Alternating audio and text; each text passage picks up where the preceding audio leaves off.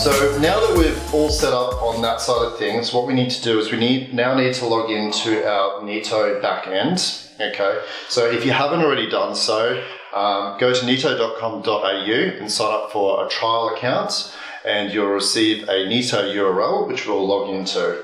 So we're going to do that now. We're going to go to Chrome or your preferred web browser.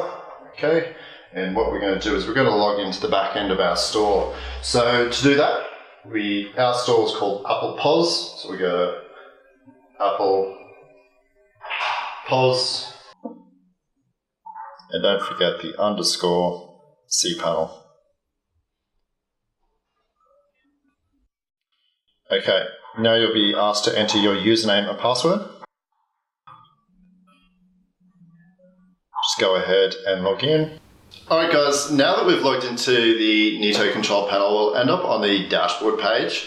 So what we want to do here is we want to start installing the Neto POS module, and then we're going to add some products in.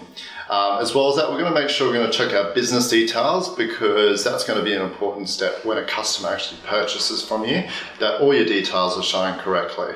So let's go straight into it again. So when you end up on this page, what you want to do on the top left-hand side is you want to click the menu.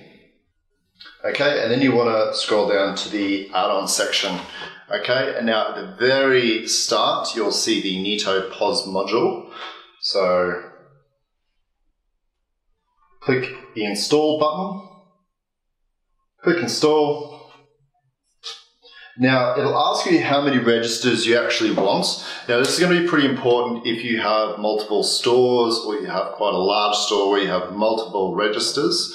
So for this instance, we're going to just say we've got one. I'm going to go ahead, press the install button now.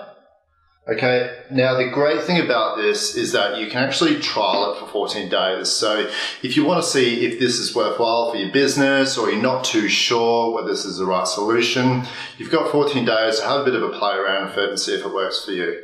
Okay, so once we've done that, click confirm. Click close, and that'll now install the Neto POS module. So now this part, we want to go check our business details and set all that up. So again, it's quite simple. So we go to the left-hand side menu. Okay, then we want to scroll down to Setup and Tools. And then we want to click on Business Details. Okay, in this section here, we'll have all your information such as your ABN number, your business name, website, contact details, etc., etc. So fill in all that information, make sure it's all correct, and then once you've finished, click Save Changes.